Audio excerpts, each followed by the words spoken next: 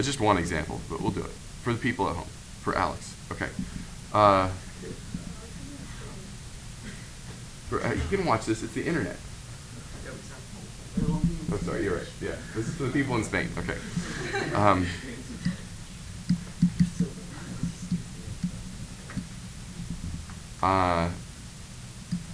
Okay, so feel free to race ahead here. I mean, this is beginning to feel, I hope, somewhat procedural. Divided by, or just multiplied by the reciprocal, 2n over x minus 3 dn. Again, really, if you want, you could do, this happens every single time. So if you want to just start by writing the absolute value of x minus 3 out front, you know that this just always happens every time. If we have a power series, of course that happens, right? You're always going to have some power of x minus 3 to the n. So this is always, so you can do that. And that always comes out because it doesn't involve an n. And so really the thing that is kind of, what we're trying to think hard about here is this limit here, 2n over 2 times n plus 1. And that's not super interesting either, that's just 1. So we get that, which needs to be, if this is, like, we're thinking about this as, again, we're kind of thinking about this with a geometric series mindset, even though this is definitely not a geometric series. But if the ratio, as we go to infinity, the ratio between terms is less than 1, then it does converge, right? The limit between the ratio, the limit of the ratio is less than 1. Then it acts like a convergent series, convergent geometric series. So already we can already say this series converges absolutely, certainly, at the very least, in 1 unit away from 3 in both directions, right? So we already know that. And it diverges elsewhere. And the only question still on the table is what happens at the 2 endpoints. And just to be clear, what are the endpoints here? Yeah, 2 on the left and 4 on the right, right? So let's plug those in and see what we get. So we get, here we get -1 to the n over 2n, and goes from 1 to infinity. And here we have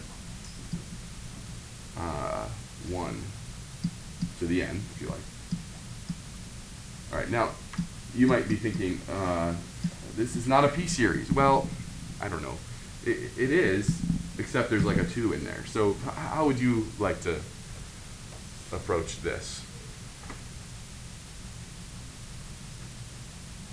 First of all, do you have a hunch about what, let's talk about this one first. Which does this do? I think we all will agree that we have a hunch that this diverges. So how are you going to show that? So, yeah, I think the way I'm interested in doing this is to take out a 1/2. Would it work to do one of our, I mean, you could, I was thinking some of you might say, oh, we could do a comparison test, and you absolutely could. I just think it's like a little bit overkill. I think if we can factor out a 1/2 and be like, hey, 1 over n diverges, this is like 1/2 times, just a constant times a divergent series. I think that we have permission to do that here on these. All right, so now we're looking at like the things, in fact, the things that are in the boxes over there. I'm just telling you that these come up like all the time. These two, the harmonic series, the alternating series, these just come up all the time. Sometimes we get something more exotic, but this is very typical what we're seeing right now. So this, we just said this diverges. P series, because it's a P series, with P equals 1, which is less than or equal to 1, right? And the first one is the alternating harmonic series, which we already said converges. Converges, but not absolutely, just conditionally.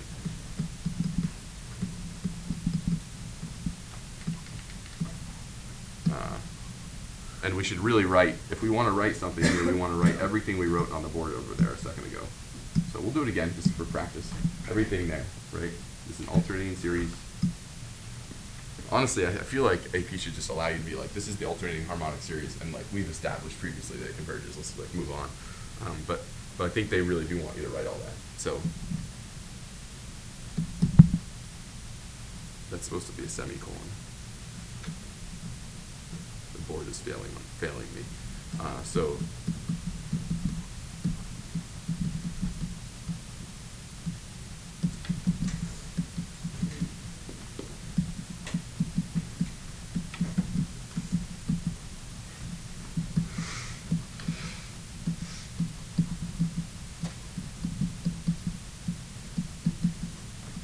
try to be quick there, right?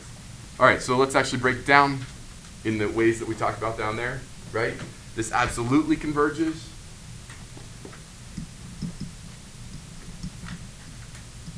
On the interval, on the open interval, 2 to 4.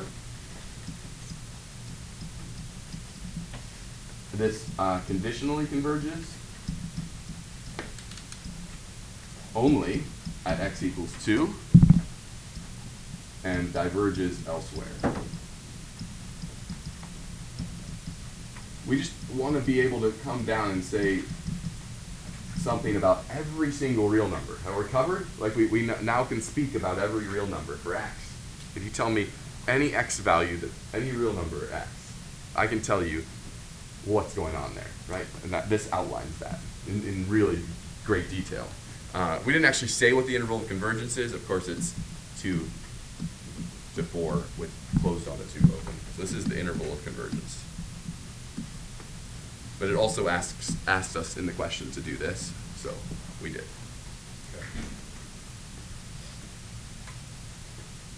Okay. And the radius of convergence is, of course, what?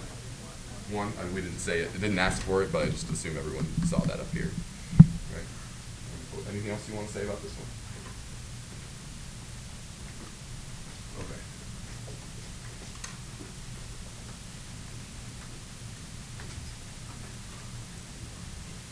I want to say we have just 3 slides here to say something here about today. So this is in fact actually really what we should have opened with, maybe. We just have to have it in this order.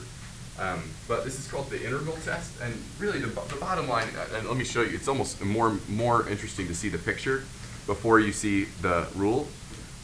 If you have, because some of you are like thinking like, we haven't really cemented the connection between like the series. Like for example, we just talked about P series over here. Like, wait, P series, if P is 2, then this series converges, but isn't that like a result? When did we establish the connection? Because I remember Mr. Chase doing like the integral of 1 over x squared, and we actually can show that we can actually integrate it using improper integrals and show that the integral of 1 over x squared converges. Remember doing that? And we actually proved once and for all on the first slide of one of our presentations the other day that 1 over x to the p converges. The integral of 1 over x to the p converges if p is greater than 1. We showed all that. So, but what gives? We kind of made this jump to the series without really explaining like why the integral converging implies that the series will converge. And so now let's just say right now, anytime you want to swap out a series for an integral, one will converge if the other does. One diverges if the other does. And the reason is Riemann sums, right? Just look at the picture. Because by the series 1 over n, for example, we mean these yellow bars. Isn't that the series 1 over n? Like you're literally adding up, when you add up a series, you're really adding up the area of like a histogram, right? Liar.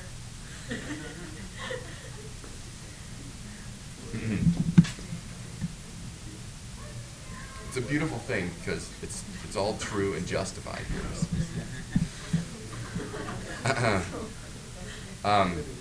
And she'll use my PowerPoint later today, so I'll have to go tell her she's lying. So would you agree that the area of this bar is 1 wide times 1 high? So the area, really the area of this is the series, the sum of these terms. 1 plus 1/2 is the area of this bar, 1/3, etc. Yeah. Now, of course, the integral from 1 to infinity under the function 1 over x is given by the area under the red curve here from 1 to infinity. And of course, if one converges, so does the other. In fact, if this converges, if we're doing, this is a left Riemann sum, it's always greater than it, so it converges. Now, they converge to different things. It's not okay to say like, oh, I calculated the area under the curve 1 to infinity of 1 over x squared, or 1 over x or something like that. And I got a certain value, well then that's what the series converges to. No. Those are not the same thing, you can see. So 1 over x diverges here, so will this, right, because it's bigger than that. Or if we're doing 1 over x squared, you can see that those would converge together. You might use a right Riemann sum to justify that, though, to show that it's underneath of it. So this is not a full proof, but this at least justifies why, if you try to think of why does this integral test work, that is, if the integral converges, so does the series, the corresponding series with n's instead of x's. Or if they both diverge. Why can we justify that? And the answer really, the quick explanation is like draw a picture. It's Riemann sums. Yeah. So does it not work because if it continues positive or not? Because the function does it have to satisfy all three conditions?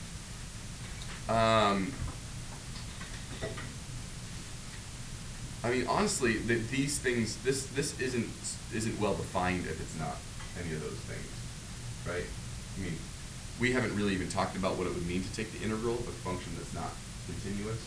And we've talked about integrating maybe over a vertical asymptote, but it has to be integral at least. And yeah, let me think about each one of those things. Positive. I have to think very hard about a counter example for it to be positive. Yeah, does it stop being true if like f is allowed to be negative at some point? The reason I think that you could get into trouble is because like as you go negative, you could like some of this loose change could cancel out in ways you didn't expect, and things weird happen out in infinity. I feel like decreasing is a pretty, yeah, if one diverges then the other makes it. Yeah, I don't have a quick explanation for why we have to say those three things, except to say that it really doesn't really come out. So we won't like be like test you. Will this work with the integral test? The integral test will always apply to the functions we'll look at. So does it say what we wanted to say? I mean, really, this last line is what we want to say after this hypothesis. If this converges, then so does this. If this diverges, then so does this. Either way. So the thing that allows us to do is to actually like, if you're ever wondering about a series, you're like, I don't remember, I don't know. Now this one's not a hard one, right? Because we all kind of know this one already. It's one we've already established. But if you're like, I don't know, feel free if you're not sure about series with n's in it, feel free to replace this with the problem, hey, if I can't solve this, do I know anything about the integral of 1 over x squared? If you can talk about its convergence and divergence, then you can come back to this and say something about its convergence or divergence. Which now finally kind of makes sense. We go back to the first part of this unit. You might have been thinking, aren't we doing series? When we open this unit with 2 days on improper integrals, you can now see that like that matters here. So that would be an improper integral, the integral of 1 over x squared out to infinity. Would be the same. For a convergent series, our RAM will work here.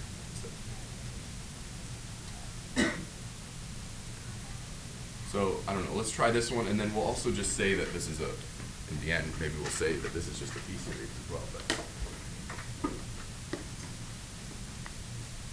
But let's try, let's just show that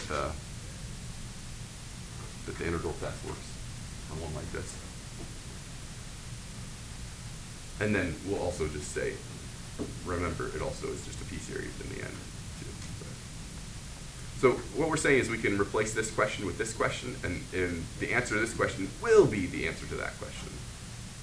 So integrating here, I'm just going to simplify the integrand here. Gives that. We'll skip some of the details. This is like day 1 of this unit, right? How to integrate from 1 to a, where a is going to infinity. So here's the antiderivative of that.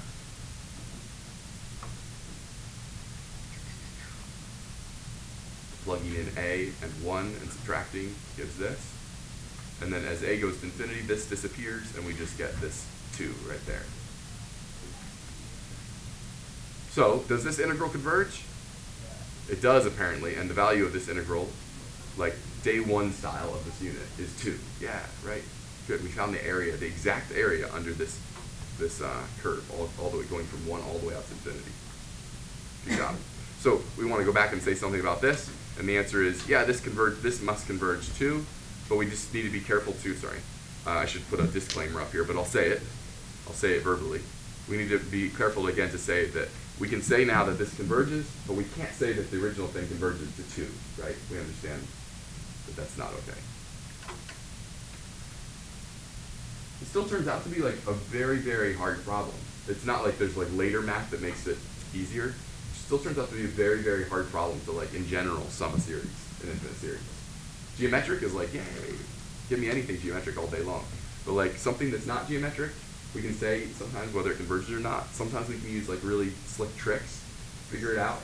Euler was the king of that. He has the sums of all the harmonic series, right? 1 over n squared sums to, does anyone remember this? It's pi squared over 6, turns out. But like the way he came up with that is really ingenious. It's pretty amazing. I have some resources to point you to if you really care.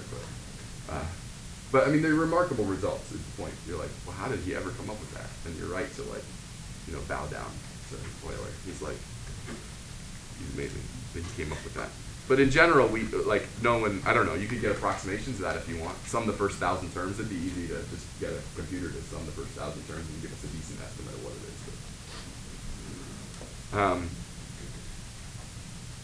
All right, so then there's one more thing we want to say in the last 5 minutes here. And this is it, I promise, this is the last thing we're going to say in this unit. When we come back from break, I know this is like, now keep all this in mind as you go off to break, everybody. All this stuff, Lagrange error, everything, right? Just keep it in mind until after break. But don't worry, we'll have a couple days of padding in there. We've got a whole bunch of kind of practice worksheets to get our legs under us on this stuff. But we thought we'd like at least throw the last little pieces at you as you leave. So this is the last thing, the whole unit, right here. The alternating series estimation theorem, and you're gonna like this one. So it turns out if you have an alternating series, and by the way, we're just throwing this in here, does it relate to the stuff we've just been talking about? Like, kind of, not really, okay. But it's important to just mention, and it will come up, AP loves it, that's for sure. The alternating series estimation theorem, though, is very simple to apply. If you have an alternating series that satisfies all the things we talked about, actually alternating, decreasing terms to 0, then this applies. And what this gives is another error term, right? We've been studying that with Lagrange error, and I know you didn't love Lagrange error because it's like involves you having to take like n+1 derivatives, and you're like, and it's messy, the formula is terrible. But this is super nice. The error that we get if we use if we really truly have an alternating series, and if we use the first 5 terms to make our estimation, then the 6th term is the error. Just the 6th term, right? Just whatever the next term is what the error is. It's also easy to see which direction the error is because in an alternating series, every time you add a term, if it's a plus something, it goes above the actual value of what we're converging to. Every time you subtract, the next term is like minus something. Okay, well now we've just gone below. So it's very easy to say which direction the error is in too, which is what this last line says too, right? You always know with an alternating series whether you have currently an under or an overestimate. Because if you stopped at a plus something, then you have an overestimate. If you stopped at a minus something, then you have an underestimate. So this is, if you really understand what we just said, then this is unlike some of the problems we've been doing recently that are like 10-minute problems. This is like a 10-second problem once you understand, if you really believe what we just said. So first of all, this is alternating series.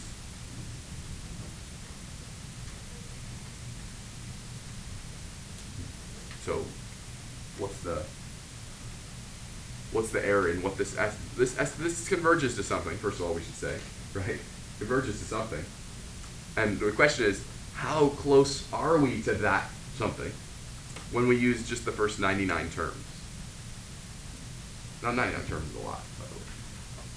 But what is the error? We just said it would be the next term. So what is the next term here? We just need to plug in, instead of 99, 100. So the error is going to be, and depending on the context, you might want to report the error as as an absolute value of the error if you like, but here it won't matter because it's positive.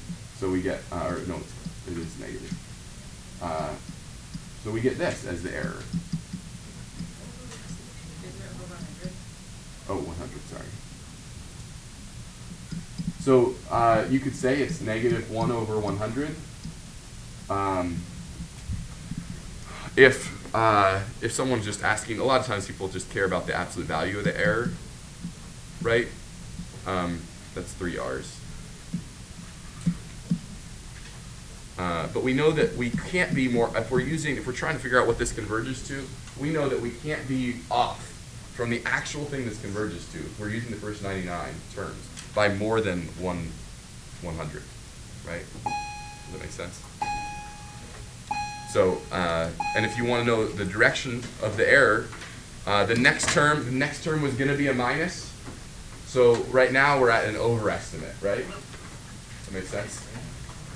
Because we only used the first 99 terms. The last term was positive, plus a number. The homework tonight is a worksheet. I'll start RBC and then I'll hand it out to you here.